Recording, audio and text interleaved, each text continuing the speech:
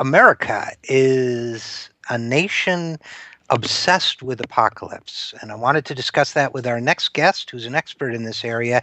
And I'll tell you one of the reasons why, or I'll tell him one of the reasons why, and maybe we can explore that issue together. Our next guest is Ira Chernus, who is a journalist. He's an author and professor of religious studies at the University of Colorado in Boulder. And he's been writing and thinking a lot about the topic of apocalypse. He had a piece up in Tom Dispatch and cross-posted at salon.com dealing with the issue, that very issue, doom, the politics of hope, what we have lying in store for us. And I'm fascinated by our nation's collective response to the concept and very real potential for apocalypses of a kind, while at the same time doing very little about them in the real world. And that's exactly what he wrote about. Ira Chernus, thanks so much for joining us. My pleasure. Thanks for having me here.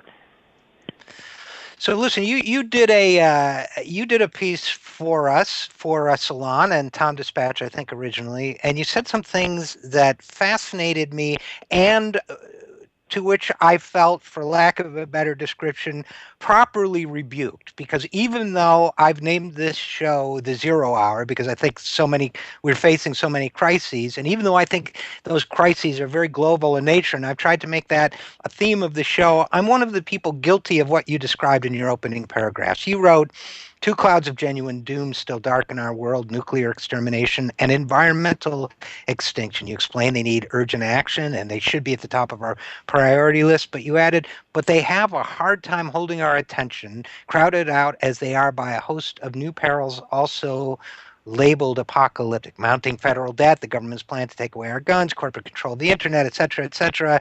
The snow apocalypse, the air apocalypse in Beijing, the merger apocalypse." So among other, the list of topics thrown at us with abandon from the political right, left, and center just keep growing. I'm a little guilty of that. But basically, I think one of the things you're saying, but I want you to tell me, is that we're just cheapening the coin of the term apocalypse so that it means almost nothing. People have a dime, a dozen of them every day, while at the same time we do face a couple real ones. Is that a fair summary of your thinking on this? That's part of it. And it certainly is a problem that we have this sense of doom and hopelessness all around us. But I suggest that one way that we can see some hope in all this darkness is to remember that the original meaning of apocalypse and the meaning it had up until the beginning of the nuclear age was some sort of cataclysm, catastrophe that would be the prelude to a much better world. And it's that second half of the story that we lost back in the 1940s. I think it was under the influence of the advent of nuclear weapons that we started using this term apocalypse just to mean doom and destruction and nothing else. And maybe ironically, the people who have held on to the original meaning of apocalypse, which is that it's doom leading to a much better world, are evangelical Christians. But of course, they don't really do anything very constructive with it, in my humble opinion. Right? And so my point is that progressives really ought to start going back to that original meaning of apocalypse, if we want to use apocalypse at all. And I'm not sure it's a good idea, but if it seems so popular, if we're going to talk about gloom and doom, let's remind people that we progressives do have answers to these problems, that we have a vision of a much better world, and that we don't have to destroy the world to get there, but that we have to present the kinds of problems that your show seems to present all the time, but then remind people the reason we're doing this is because we have this vision of how people could live a truly humane and rich and satisfying life for everyone, how we could all take care of each other. That's the kind of heaven, if you like, that I think progressives really believe in, but have somehow forgotten to talk about. And I think we forget to talk about it because this sense of gloom and doom is so pervasive that we on the progressive side have been caught up in it as well. And I appreciate hearing you admit that perhaps you're somewhat part of that phenomenon as well. Well, I try not to be, but it's just so seductive. That's the problem when you're part of a. It's just so seductive to get. Yeah, they're not invoking cloture on the hill or whatever for this and that. And look, these things are not trivial. They are extremely important. But you made so many terrific points, and your last comments triggered a couple of thoughts in me as well. One of which is, of course, I was thinking just intellectually of the way the Bible presents the end times as followed by the shining city, the idealized city of God coming down as a bride ornamented for her husband. I don't remember the exact words, but the idea of this this paradisial society and utopian existence brought in. So yes, one, intellectually, I just hadn't been thinking of that. But two, the other is that I think one of the problems we get into, particularly I'll lump myself in with the left here, is even when we're talking about genuine apocalypse, we focus, I think people just think we're a drag, for lack of a better term, and that it's depressing and bumps people out. They get overloaded, they can't handle it, and they go back to their daily lives. I think you're absolutely right. Did you see a poll in the Washington Post just this morning? Less than half of the people in the country recognize that the Keystone Pipeline is an environmental danger.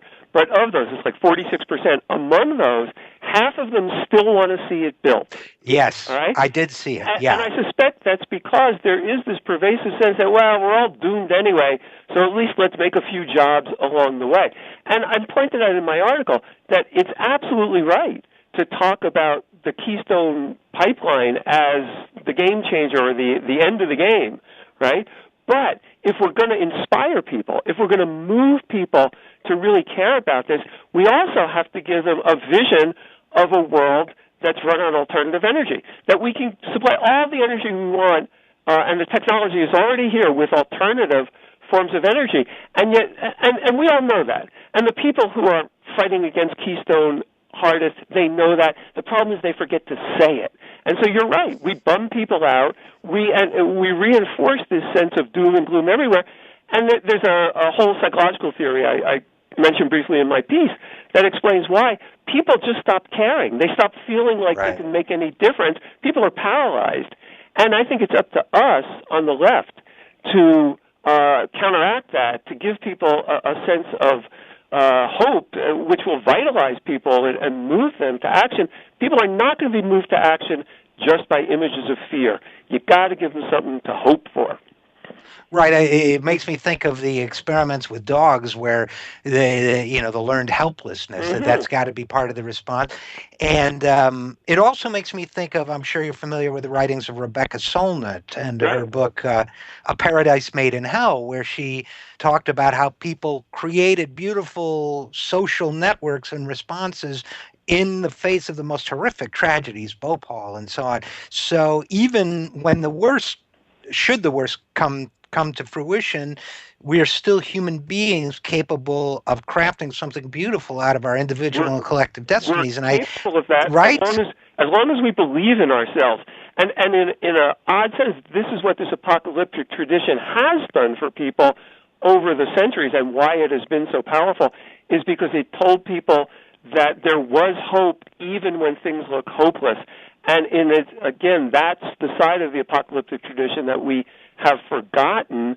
And maybe it's because it used to be that God was going to bring both destruction and the new creation, the new heaven and earth.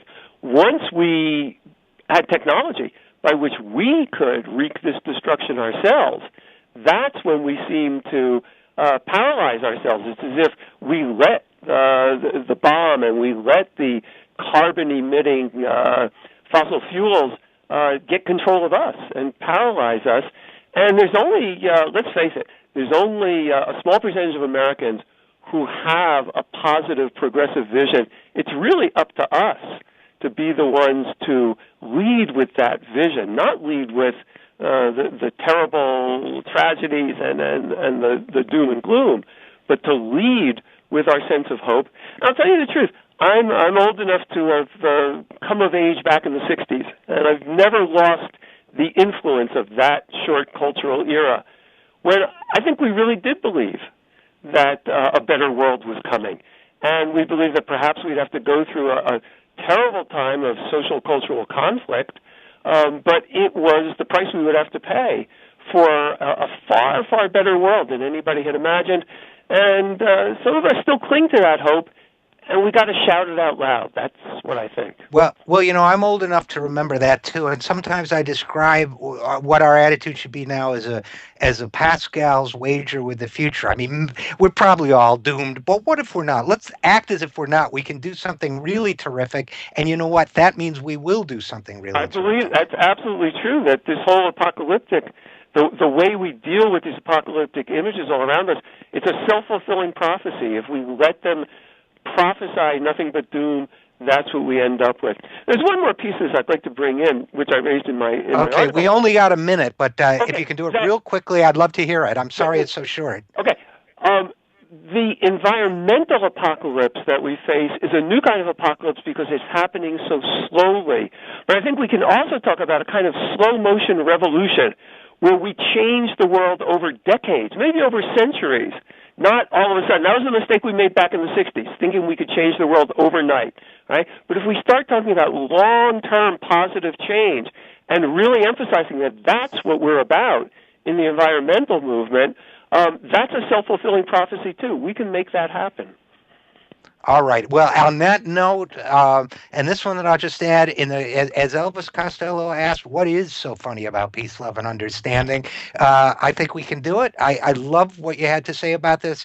Ira Chernus, thanks so much for joining us. Okay, sure. Appreciate it. And let's do it again. Thanks a lot. Absolutely. Bye-bye. Bye-bye. And we will be right back on the new Positive Thinking Zero Hour. I love that. This is going to inform my thinking going forward. We'll be right back.